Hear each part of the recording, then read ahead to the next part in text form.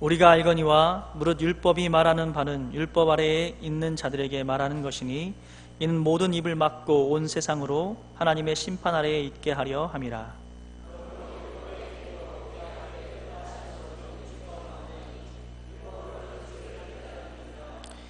이제는 율법 외에 하나님의 한 의가 나타났으니 율법과 선지자들에게 증거를 받은 것이라.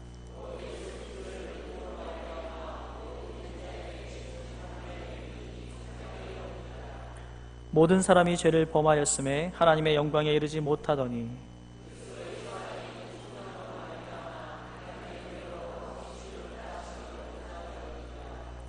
이 예수를 하나님이 그의 피로써 믿음으로 말미암는 화목제물로 세우셨으니 이는 하나님께서 길이 참으시는 중에 전에 지은 죄를 간과하심으로 자기의 의로우심을 나타내려 하심이니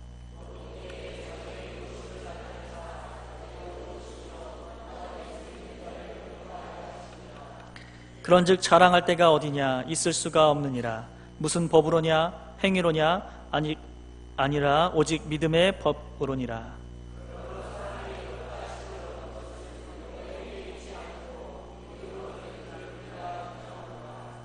하나님은 다만 유대인의 하나님이시냐 또한 이방인의 하나님은 아니시냐 진실로 이방인의 하나님도 되시느니라.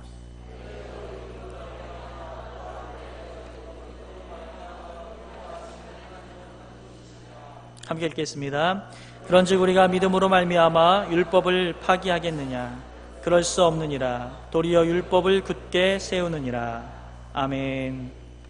시간 하나님의 의라는 말씀의 제목으로 담임 목사님 말씀 전해주시겠습니다.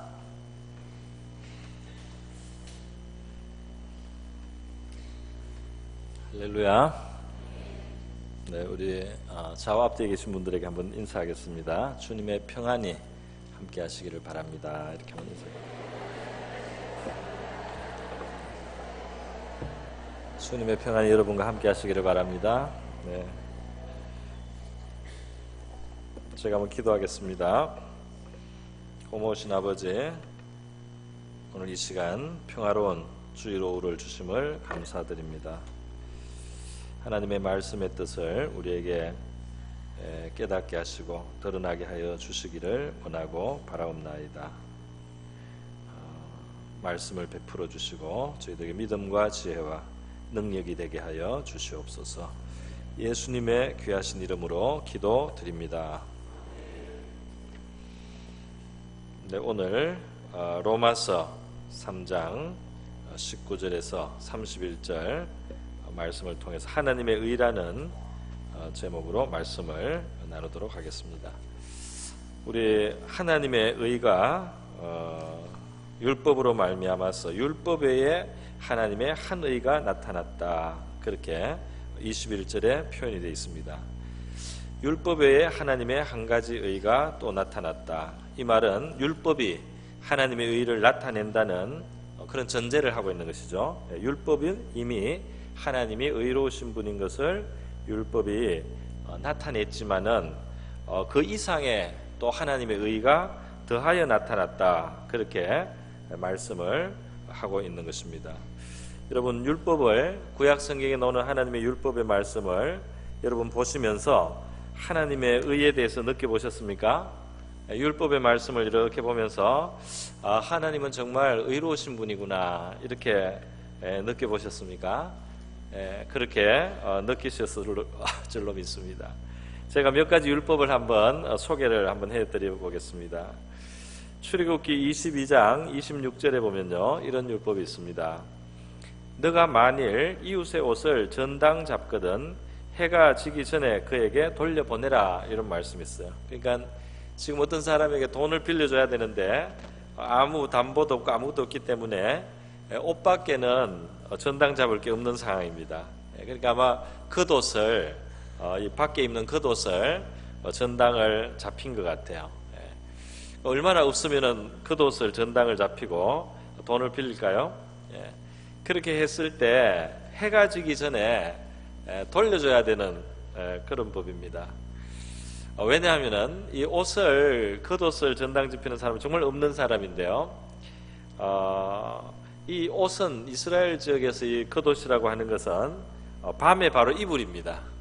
그래서 이 사람들은 옷을 입고 지내다가 밤에 잘 때는 덮고 자는 거예요. 그냥 그것을. 그거예요. 그러니까 이 사람이 밤에, 거기는 또 온도 차이가 좀 일교차가 심합니다. 밤에 덮을 이불이 없게 하지 마라, 이제 그런 뜻입니다. 그러니까 해가 지기 전에 돌려서 덮고 자게 하고 다음날 다시 받든지 그렇게 하라는 겁니다. 그러니까 돈을 빌려주더라도 하나님의 법에 의해서 이스라엘 사람들은 밤에 그 옷을 밤이 되기 전에 다시 줘가지고 그 사람이 덮고 자도록 해줘야 되는 의무가 있어요. 그러면은 그 옷을 이제 전당 잡힌 사람 입장에서 한번 생각을 해보십시다. 겉옷을 맡기고 돈을 좀 해서 그 낮 동안에 뭘 활동을 하고 일을 해서 좀 갚을 돈을 만들어야 되는데 그게 안 됐어요. 그게 안 됐어요. 그래서 그 옷을 되찾아오지를 못하는 겁니다. 그래서 밤이 됐는데 이슬을 맞으면서 자야 되는 거죠. 그러니까 이 사람이 춥게 그날 밤을 떨어야 되는데 그 전당 잡힌 돈 빌려준 사람이 찾아와서 밤이 됐으니까 가져가라고, 이거 덮고 자라고 이렇게 다시 주는 거예요. 그러면 그 겉옷을 틀어서 한 다음에 이제 이렇게 덮고 자겠죠. 그 덮고 잘 때 무슨 생각을 할까요, 여러분? 여러분이 그 입장이라고 한번 생각을 해보십시오.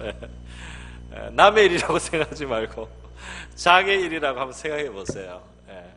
이스라엘의 여러 곳에서 그날 덮고 잘 것이 없는 사람들은 없습니다. 그죠? 이 법이 시행되면은. 그래서 옷을 덮으면서 하나님의 법 때문에 내가 오늘 밤에 돈이 없지만은 전당 잡힌 옷이 돌아와서 내가 덮고 이슬을 피하고 이렇게 온기 속에서 그래도 밤을 잘 수 있다. 그래 감사하다. 그러면서 자지 않겠습니까? 상상이 안 됐어요. 저는 이 법을 한번 생각해 볼 때 참 마음에 감동이 되었어요. 레위기 23장 22절의 말씀 율법은 제가 여러분에게 예전 설교에서 한번 말씀드린 적이 있습니다. 곡식을 벨 때 밭 모퉁이까지 다 베지 말고 떨어진 것을 줍지 말고 너는 그것을 가난한 자와 객을 위하여 버려두라. 그런 율법이 있어요. 또 레위기 19장에 동일한 율법이 나옵니다. 곡식을 벨 때 밭 모퉁이까지 다 거두지 마라. 그리고 떨어진 이삭도 줍지 말라. 흘려두라는 거예요. 이거는 경제관념이 소홀하라 이런 뜻이 절대로 아닙니다. 너의 포도원의 열매를 다 따지 말며 너의 포도원에 떨어진 열매도 줍지 말고 가난한 사람과 타국인을 위하여 버려두라. 나는 너희 하나님 여호와니라 그랬어요. 곡식도 그렇고 과수원의 포도나 열매도 그래요. 완전히 100% 다 따면 안 됩니다. 조금 남겨놔야 돼요. 그리고 흘린 것은 주면 안 돼요. 그날 둬야 돼요. 그리고 추수한 것을 가져갑니다. 밥 모퉁이는 또 덜 베야 돼요. 왜 그런지 아시겠죠? 바로 가난한 자들, 객과 같은 사람들이 와서 스스로 베어가고 스스로 주워가고 스스로 따가라는 거예요. 왜 그럴까요? 그것을 가져가는 사람의 마음에 너무 빚진 마음이 들지 않도록, 그것을 얻어가는 사람이 내가 너무 없어서 이렇게 얻어먹는구나, 다른 사람이 나한테 불쌍하다고 이렇게 주는구나, 이런 마음이 들지 않고 자기 아이도 데리고 와서 하나님이 이건 남겨주신 거야, 우리가 걷어가자 하고 베어가고 따가고 주워가고 이렇게 가면서 하나님 감사합니다 하고 너무 이 빚진 마음을 갖지 않도록, 하나님께만 감사하고 빚진 마음을 갖지 않도록 그렇게 법을 주신 겁니다. 그 하나님께서 사람의 마음까지 따뜻하게 또 그 자존심을 상하지 않도록 그렇게 지켜주시는 것을 우리가 볼 수 있습니다. 그렇지 않겠어요, 여러분? 저는 그렇게 생각이 들어요. 출애굽기 23장 1절에서 5절의 말씀도 우리가 한번 율법을 한번 보겠습니다. 너는 허망한 풍설을 전파하지 말며 악인과 연합하여 모함하는 정인이 되지 말며. 허망한 풍설을 전하지 마라. 그러니까 우리 이거 쑥덕쑥덕하거나 자꾸 무슨 이야기 전파하는 거 안 좋은 거 이런 거 참 위험합니다. 사람들은 자극적인 거 나오면 막 이야기하기 때문에요. 기자들, 특별히 질이 안 좋은 연예계 기자들은 없는 기사를 소설로 씁니다. 일단. 그래서 일단 그게 구독을 올려요. 그 다음은 책임을 별로 안 져요. 나중에 조그만하게 정정보도 내도 아무도 몰라요. 넘어가요 그냥. 그런 나쁜 사람들이 있어요. 흠망한 풍설을 접하고 그거를 옮기는 게 죄이기 때문에 너무 안 좋은 이야기가 나오면 너무 떠들고 다니고 옆에 사람들에게 전파하지 말라는 하나님 말씀입니다. 또 다수를 따라서 악을 행하지 말라는 말씀도 있어요. 다수가 잘못할 때도 있는데 무조건 묻어가지 마라, 그런 말씀도 있고요. 송사의 다수를 따라 부정당한 증거를 하지 말라. 많은 사람이 때를 지어가지고 단합을 해버렸어요. 그래가지고 아주 부당하게 어떤 그 송사에서 여러 사람이 힘을 합쳐서 지금 부당하게 뭔가를 진행을 할 때는 그때는 그 다수를 따라가주지 마라, 이런 말씀도 있습니다. 출애굽기 23장 3절에 아마 여기 나올 수도 있을 텐데요. 거기에 계속 뭐라고 되어 있냐면 가난한 자의 송사라고 편벽되이 두어하지 말라, 이런 말씀도 있습니다. 이 송사가 붙었는데 선입관을 가지고 가난한 사람이니까 이 사람 피해자다, 이러니까 무조건 편들지 말라는 거예요. 정말 사리를 따져서 누가 잘못하고 책임이 있는데 정확히 알아서 판결을 해야지, 가난하다고 무조건 편드는 거, 이거 불의하다, 하나님이 이렇게 말씀합니다. 공산주의자들은 싫어해요. 공산주의자들은 일단 무조건 뭐 이런 편이다 이렇게 해가지고 계급을 딱 나누고 사람들을 딱 분리해서 편싸움을 하고 이렇게 하는데요. 그것이 세상적인 방법이죠. 출애굽기 23장 4절에 보면 또 이런 말씀이 있습니다. 너가 만일 내 원수의 길 잃은 소와 나귀를 만나거든 반드시 그 사람에게로 돌릴지며, 그랬어요. 자기 원수의 소나 나귀가 길을 잃었을 때 보면 이게 원수가 잃어버렸구나, 원수가 이것 때문에 속타겠구나, 원수가 이것 때문에 괴롭겠구나, 잘됐다, 이렇게 버려두면은 하나님의 법에 잘못하는 겁니다. 원수의 잃어버린 낙이라도 네가 만나면 찾아가지고 그 사람으로 끌고 가서 사이가 안 좋던 원수한테 돌려주라고 말씀하셨어요. 그렇게 하실 수 있겠습니까? 하나님이 이 부족한 인간들이 오해도 많이 하고요, 오해도 많이 하고 선입견도 많고 작은 거를 왜곡하기도 하고 확대하기도 하고 뭐 여러 가지 복잡합니다, 우리 인간이. 그래서 원수가 생겨요. 미워하게 돼요. 그래서 하나님이 아마 화해할 수 있는 기회로 그렇게 만드시는 것 같아요. 그리고 우리 일상 삶 속에 일어나는 일들을 우리가 잘 생각해보고 이 속에 하나님의 뜻은 무엇일까, 이렇게 생각하면 하나님이 사실 많이 일하고 계십니다. 할렐루야. 믿습니까? 하나님이 논다고 생각하는 게 제일 정신이 없는 거예요. 하나님이 놀고 계시겠어요? 사실은 보이지 않게 많은 일을 우리 주변에 하고 있는데 우리가 그것을 잘 못 깨닫고 잘 못 받아요. 그렇기 때문에 성경에 범사에 감사라는 말이 있는 겁니다. 하나님이 범사 속에 굉장히 유익과 선을 위해서 일하고 계셔요. 그거를 우리가 감사하면서 자꾸 깨닫고 거기에 맞게 우리가 반응을 하고 거기에 맞게 발을 맞춰가면 감사할 게 더 많아집니다. 할렐루야. 좋은 것을, 좋은 환경을, 좋은 여건을 그렇게 안 보이는 것 같지만 범사 속에 우리에게 선의를 가지고 행하시는 하나님이 계시다는 사실을 믿고 말이죠. 그렇게 하나님의 뜻이 내 주변에서 하나님 역사하신다는 걸 믿으면서 좀 이렇게 우리가 그게 맞추어서 그렇게 걸어간다면 우리 주변에 하나님이 하신 일이 많다는 것을 깨닫게 될 것입니다. 그래서요, 만일 너를 미워하는 자의 나귀가 짐을 짓고 엎드러짐을 보거든 삼가 버려두지 말고 그를 도와 그 짐을 부리울지니라. 마찬가지 말씀이죠. 원수가 이렇게 지나가다가 너무 짐을 많이 실어서 나귀가 막 그냥 푹 주저앉았어요. 그래서 막 곤란해 막 일으키는데 막 안 일어나요. 그 원수입니다. 어떻게 하겠어요? 여러분 어떻게 하시겠어요? 어떻게 해야 되겠습니까? 원수니까 도와주기 어색하죠? 그렇죠? 원수니까 도와주기 어색하잖아요. 율법은 도와주라고 했어요. 내가 원수지만은 나하고 이 사람하고의 관계가 문제가 아니고 나하고 하나님과의 문제입니다. 나하고 하나님과의 문제예요. 그렇게 하는 게 하나님 뜻이에요. 쑥스럽든지 멋쩍든지 그게 중요한 게 아니고 하나님이 하라고 했기 때문에 내가 일단 도와줍니다. 그럼 원수는 뭐라고 할까요? 도와주면은 입장을 그러면 뒤집어야 되겠네요. 여러분이 싣고 가다가 고장이 난 거예요. 여러분이 싣고 가다가 구부러졌어요. 원수가 저기 옆에 있는데 말이죠. 원수가 쑥스럽지만은 와가지고 여러분의 그 어려운 처지를 도와줬습니다. 그죠? 자동차 벙커가 났는데 타이어 같이 갈아줬어요.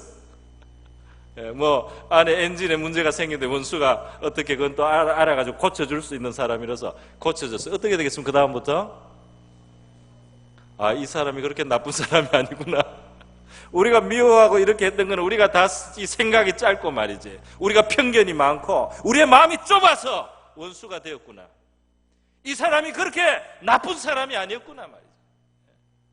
이럴 일이 한두 가지가 아닙니다. 우리 마음이 좁아요. 조금만 뭐가 생기면은 그 다음부터 다 나쁘게 보입니다. 그렇지 않습니까?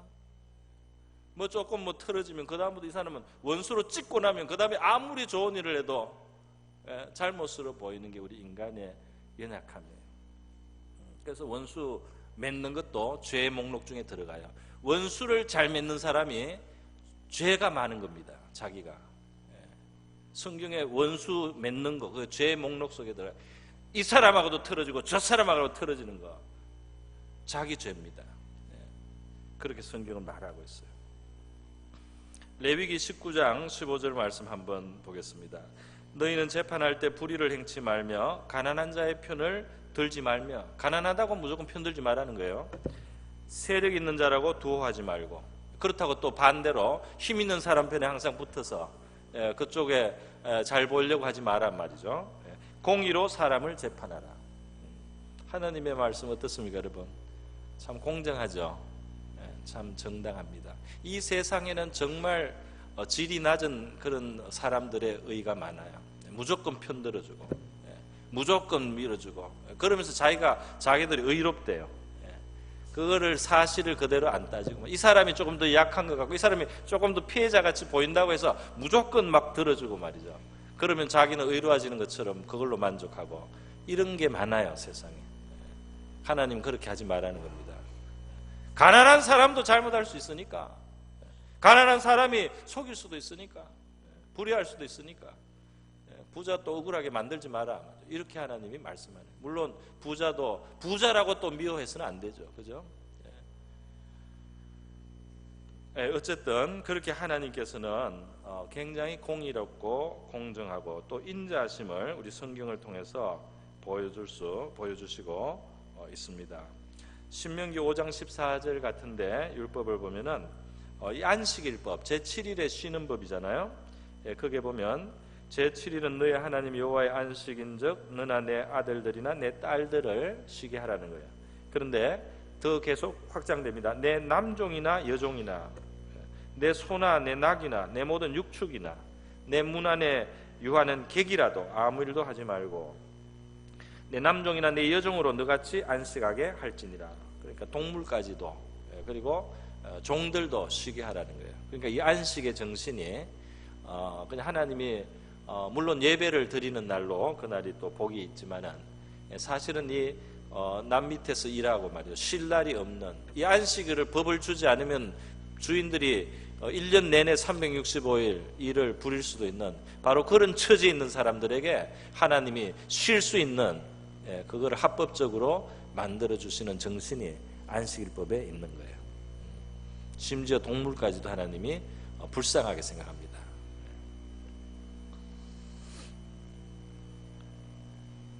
신명기 15장 12절에서 14절의 말씀에 보면 내 동족 히브리 남자나 히브리 여자가 내게 팔렸다자 만일 6년을 너를 섬겼거든 제7년에 너는 그를 놓아 자유하게 할 것이요. 그러니까 이스라엘의 옛날 고대 세계니까 팔다가 없으면 자기를 팔아요, 종으로. 종으로 팔면은 다른 민족에서는 보통 영구히 그냥 재산이 됩니다.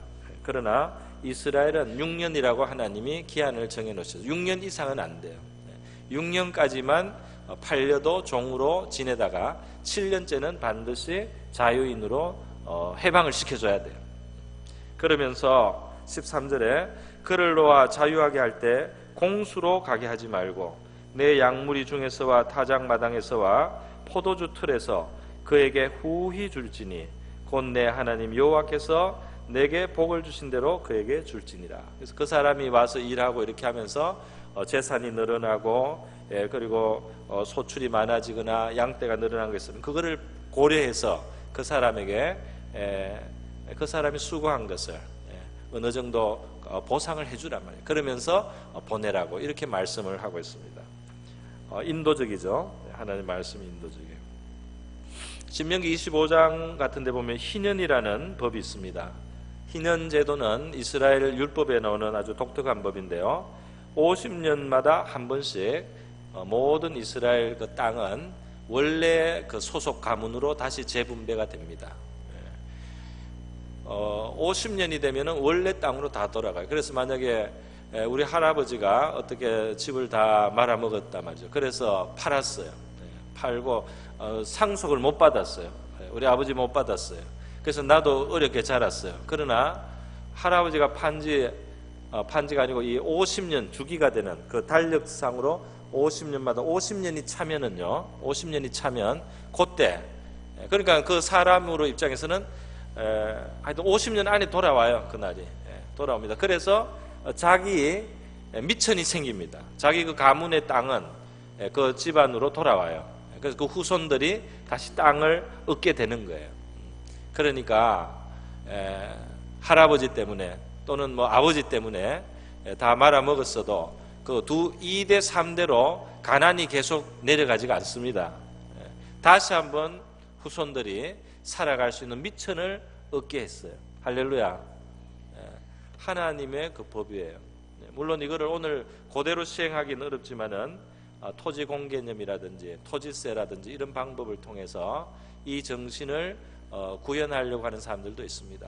이런 거를 제도적으로 실천한 나라가 어디 있다고 제가 들었어요. 우리 가까운 동남아시아 싱가포르인가요? 있는데 그것이 그 사회를 굉장히 경제적으로 건전하게 만들고 건강하게 만들어서 굉장히 플러스가 되는데 이걸 이제 싫어하는 것은 가진 사람들이 양보를 해야 되는데 그게 잘 안 되는 겁니다. 그거를 양보를 해야지 사회 전체가 다시 돌아가죠.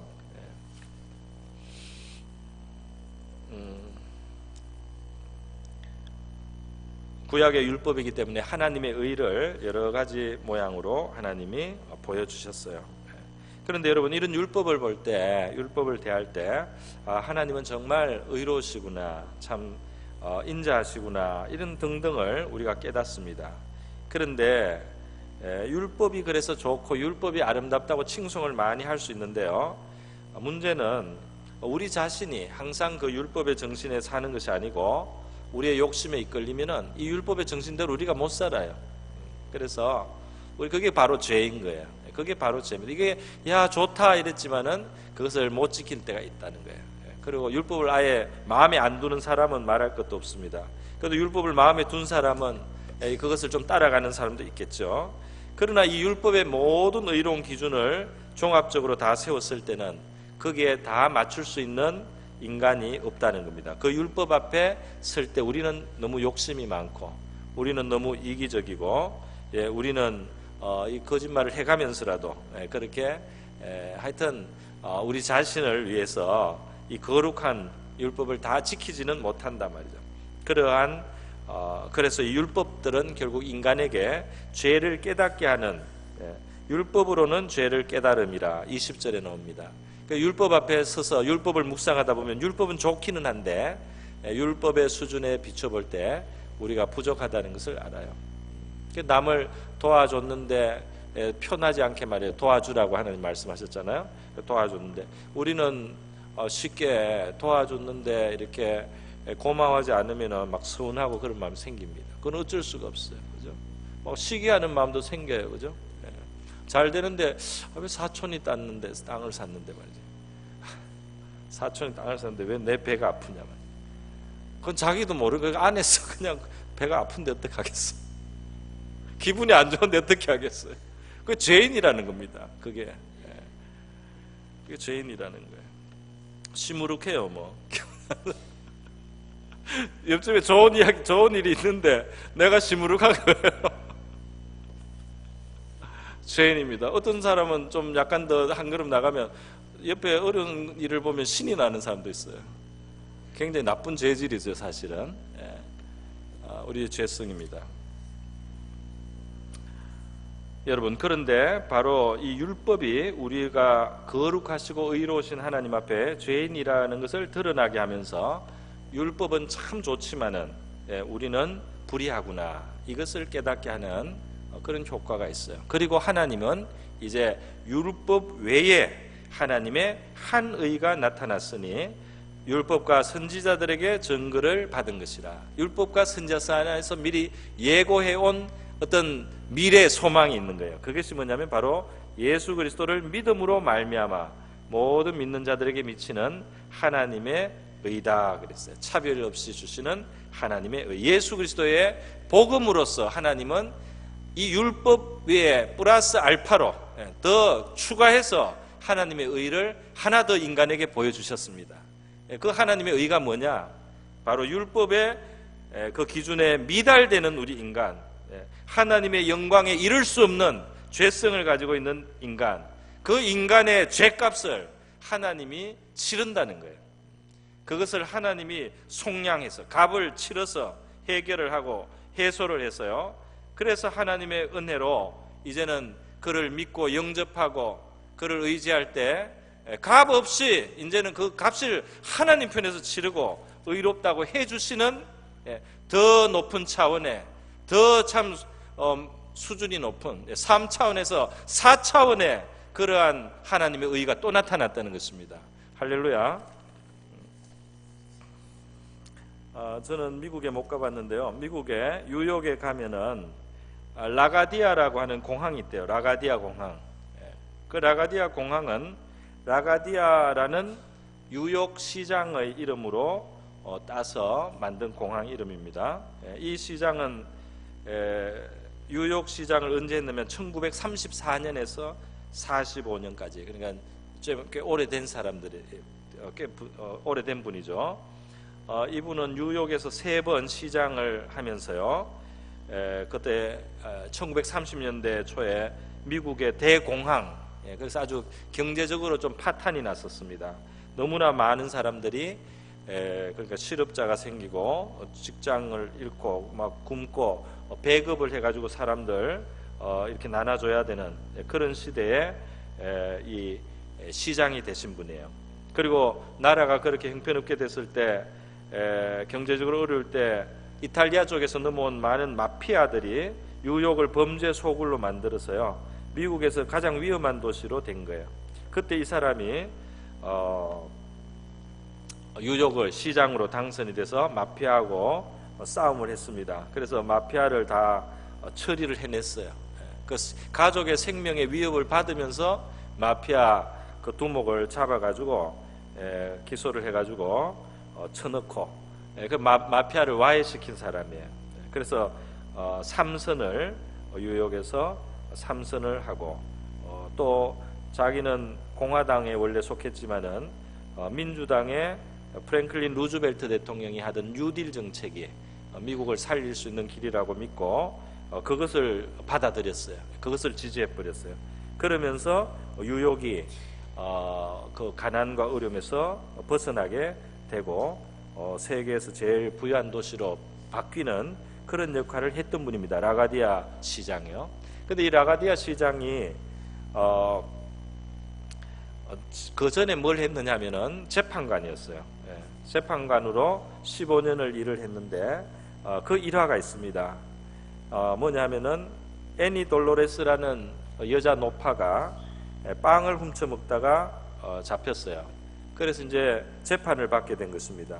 그래 왜 빵을 훔쳤느냐 물었더니 직장도 없고 돈도 없고 손자하고 일주일 굶었다는 거예요. 그 눈에 보이는 게 없었다는 거예요. 그러니까 이 재판관이 고민을 하다가 판결을 내렸습니다. 판결이 뭐냐면 라가다이 자기 자신에게 $10를 벌금을 매겼어요. 지금보다 달러 가치가 훨씬 클 겁니다. $10를 먹이고, 그 다음에 이 사람에게도 $10를 먹이고, 그리고 자기가 또 자기 주머니에서 $10를 끄집어내서 이 사람 벌금을 대신 내줬어요. 뭐냐면 자기가 유욕 시민으로서 자기는 잘 먹고 잘 살고 이 사람이 이렇게 굶는데 그렇게 범죄하도록 그럴 수밖에 없는 환경에 그냥 방치한 죄를 자기한테 먹인 겁니다. 10달러 내고, 그리고 이 사람 벌금은 자기가 또 내주고, 그리고 방청석에다가 말했어요. 우리 모두가 여기에 좀 책임 있지 않느냐. 그래서 50센트씩 책임 있다고 생각하는 사람 내라 말이죠. 그래서 47만 달러가 모였다. 유역 시민들이, 가난한 사람들 그렇게 되는데 자기들 책임 있다, 좀 있는 사람들이 내 가지고 이제 그렇게 했다는 겁니다. 그래서 라가디아 판사가 그런 판결을 하고 이렇게 하다가 나중에 시장이 돼서도 그 시험물을 잘 보고요, 미국에 좋은 일을 많이 했습니다. 여러분, 이 판사가 한 것에 보면은 이거 참, 이런 게 실제 일이라는 게 신기하죠, 그죠? 이런 일이 실제로 일어날 수 있다는 거죠. 실제 있었던 일이에요. 판사가 죄는 죄니까 벌금을 주지만은 결국은 자기가 다 냈어. 결국은 자기가 다 낸 거, 오히려 덧붙여 줬어요. 이것이 우리 지금 하나님의 한의하고 상당히 비슷한 점이 있습니다. 인간이 죄인이 됐는데 말이죠, 하나님이 인간, 지금 아담의 후손으로 우리가 죄 가운데 사는 이 부끄럽고 좀 이런 모습을 하나님께서 이건 죄이기 때문에 죄라고 정죄를 안 할 수는 없지만은 그 값을 하나님 쪽에서 해결하시기 위해서 그 아들을 보내신 겁니다. 예수 그리스도를 보내주셔서요, 그가 십자가에 달려 죽는 것으로 죄값을 치르게 하시고, 그리고 그를 영접하고 그를 주님으로 모셔서 살아가는 사람들을 의롭다 하시고 그 죄들을 관가해 주시는, 그 관가해 주시는 것으로서, 그것으로 하나님의 4차원의 의가 또 나타났다는 겁니다. 할렐루야. 율법의 기준을 봐도 하나님은 의로우신데요, 그 율법의 기준에 미치지 못하는 우리 인간을 위한 하나님의 4차원의 새로운 그 고차원의 의, 자신이 그 대가를 치르면서 믿는 자를 의롭다고 하시는 바로 그 하나님의 의가 나타났다. 그것이 오늘 말씀의 대진 것입니다. 그래서 바로 하나님께서는 이제 믿음으로 인류를 의롭다 하시기로 작정을 하셨어요. 그 사람의 함정이 여기 있습니다. 우리 인간의 종교성은 우리 자신의 그 주제를 잘 몰라요. 우리 자신의 주제를 모르기 때문에 계속 의의를 세우려고 해요. 그 의의를 세우려고 한다는 건 하나님 뜻대로 경건하게 살려고 노력하는 것하고 조금 다릅니다. 하나님이 나를 용서하시고 구원해 주셨기 때문에 내가 감사해서 하나님의 마음을 아프지 않게 기쁘시게 내가 그렇게 의롭게 경건하게 살아야 되겠다, 이렇게 하는 거하고, 우리 인간의 종교성에서 뭔가 내가 그래도 자랑할 만한 거리, 그래도 나를 내세울 만한 거리가 있어야 되겠다, 내가 그래도 이 정도는 되지 하는 이런 마음으로 우리가 종교생활을 하고 신앙생활을 한다면 요게 이제 차이가 있어요. 하나님의 의를 모르고 하는, 자기 의를 세우려고 하는 잘못된 것이 우리 기독교 신앙, 우리 교회 생활 속에도 있을 수 있어요. 그러니까 무슨 말이냐면, 어떤 사람이 하나님 앞에 경건하게 사는데 그 사람이 그걸 감사함으로, 그리고 다른 사람을 사랑하면서 경건하게 살면 그 사람은 하나님의 의를 의지하고 그 의를 힘입어서 살고 사는 신앙인이라고 할 수 있습니다. 그러나 우리가 이 기독교 신앙생활을 하면서 내가 하는 어떤 것 때문에 다른 사람을 많이 정죄하게 된다면은, 다른 사람을 저것도 안 하냐, 이것도 안 하냐, 이렇게 나는 그것을 하니까, 나는 그걸 하니까 이것도 안 하냐, 저것도 안 하냐 하고 정죄하게 될 때, 자랑할 것을 가질 때 말이죠. 그럴 때 이거는 자기 의를 세우는 정신이 남아 있는 거예요. 남아 있어요. 그러니까 참 미묘한 겁니다. 미묘한 거예요. 그것이 좋게도 볼 수 있고 그 겉으로 봐서는 몰라요. 그 신앙의 열심을 겉으로만 봐서는 모릅니다. 그 안에 중심에서 이제 태도가 다른 겁니다. 똑같이 열심히 신앙생활을 하는데 그것이 자기 의를 세우려고 하는 건지, 아니면 정말 하나님 은혜에 감사하면서 하는 건지 그걸 잘 몰라요. 겉으로는 잘 몰라요. 그런데 나타나는 한 그 증표가 뭐냐면 정죄하는 정신이 있느냐로 보는 겁니다. 다른 사람이 정죄가 되면은 자기 의를 세우려고 하는 거예요. 그 정신이 있기 때문에 다른 사람을 정죄하게 되는 거예요. 내가 내 의로는 하나님 앞에 의롭다함을 받을 수 없는 존재였는데 예수 그리스도의 십자가의 은혜로 말이지. 그래서 내가 용서받고 그거 아니면 안 되는 존재로서 구원받았다는 이 사실을 알고, 그래서 정말 하나님께 빚진 마음으로 사는 사람은 다른 사람들에 대해서 훨씬 이해심이 생깁니다. 훨씬 그것을 용납해 줄 수 있는 마음의 여유가 생겨요. 그래 여러분, 우리는 하나님의 이 나타난 의를 바로 알고 그 위에 서서 신앙생활 할 수 있으면 좋겠습니다. 그 위에 서서 우리가 신앙생활을 하는 거예요. 자랑할 것이 없는 사람, 자랑할 것이 없는 신앙생활, 좋은 신앙생활입니다. 자랑할 것이 없어요. 하나님 앞에 자랑할, 사람 앞에도 내세울 게 없다. 하나님의 은혜밖에 없고 하나님께 감사할 것밖에 없습니다. 그리고 내가 하는 것은 사랑으로 합니다. 사랑스러워서 내가 섬깁니다. 이렇게 되면은 아주 건강하고 건전한 복음에 선 우리 신앙의 생활이라고 할 수 있겠습니다. 우리 한국 교회에서 워낙 우리가 하나님 잘 믿으려고 하다 보니까 우리도 모르게 우리가 이 의의 부분에 있어서 이 하나님의 의를 사실은 가리는 일인데 그게 하나님의 의를 가리는지 잘 모르고 자기 의를 세우려고 하는 그런 실수가 있을 때가 있기 때문에 제가 말씀을 한번 드려봅니다. 여러분, 오늘 우리 율법 외에 나타나신 하나님의 한 의신 예수 그리스도를 믿음으로 말미암아 차별 없이 받게 하시는 하나님의 의로움, 죄를 용서하심, 죄를 관가하여 주심, 그리고 우리에게 자랑할 것을 남기지 않는 믿음의 법에 대해서 우리가 잘 깨닫고 그 믿음의 법을 알고 그 법 안에서 살아가는 저와 여러분 될 수 있기를 바랍니다. 다 같이 기도하시겠습니다. 이 시간 우리 기도할 때에 하나님 아버지, 우리 하나님의 의를 우리가 잘 깨달아서 자랑할 것이 없게 하시는 그 하나님의 의를 우리가 바로 알고 또 감사하고, 우리가 감사함으로 또 사랑함으로 하나님의 뜻을 행하여 드리는 그런 우리가 되게 하여 주시옵소서. 자랑할 것을 찾는, 구하는 그런 신앙이 혹시라도 되지 않게 하여 주시옵소서. 다 같이 기도하겠습니다. 하나님 아버지, 오늘 로마서 말씀 율법에 나타나신 하나님의 의 외에 우리의 하나님께서 율법 앞에 결국 그 밝은 율법의 빛 앞에서 죄인으로 나타날 수밖에 없는 우리 인간의 이 현 주소를 하나님께서 아십니다. 또 우리가 그것을 깨닫기를 원하시고 계신다는 것을 우리가 생각하게 됩니다.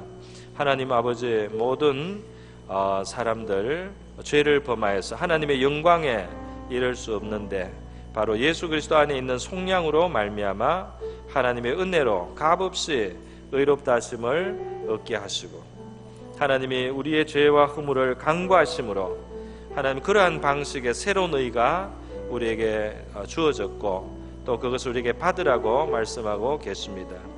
주님, 바로 이렇게 용서하시는 하나님, 그리고 그 의롭고 은혜와 사랑이 많으신 그 하나님을 믿는 자들을 의롭다고 하시는 바로 하나님 이 복음의 정신에 우리가 잘 설 수 있게 도와주시옵소서. 자랑할 것을 찾지 아니하고 믿음의 법 위에 우리가 법 안에 잘 설 수 있도록 도와주시기를 원합니다.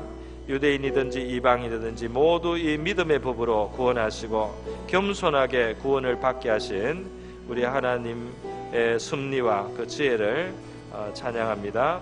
하나님 아버지, 이 믿음에 살아갈 때 우리가 하나님의 법이 오히려 우리 안에서 이루어지고 하나님의 의로운 뜻이 우리 안에서 이루어져 가는 줄 믿습니다. 우리가 의의가 없다는 사실을 알수록 주님, 우리의 삶은 오히려 열매를 맺고 하나님 앞에 그 기뻐하시는 뜻을 이루어 드릴 수 있는 그러한 도우심을 받게 되고 주님 그러한 열매가 맺어지는 그런 결과가 나게 되는 것을 우리가 경험합니다. 감사를 드립니다. 할렐루야. 고마우신 하나님 아버지 감사드립니다.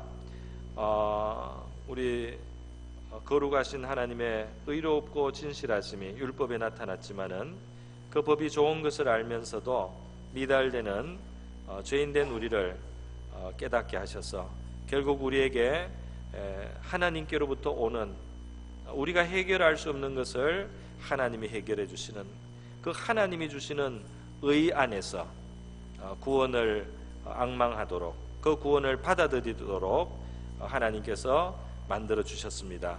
예수 그리스도를 믿음으로 말미암아 믿는 모든 사람들에게 주어지는 하나님의 이 복음의 의를 우리 모두 한 사람 한 사람 마음속에 모셔드리게 하고 이 의를 우리가 받아서 우리 예수 그리스도를 우리의 마음에 모셔서 그로 우리의 의를 삼고 우리를 용서하시는 하나님의 큰 사랑을 믿음으로 하나님 앞에 의롭다 하심을 받는 저희들 되기를 원합니다.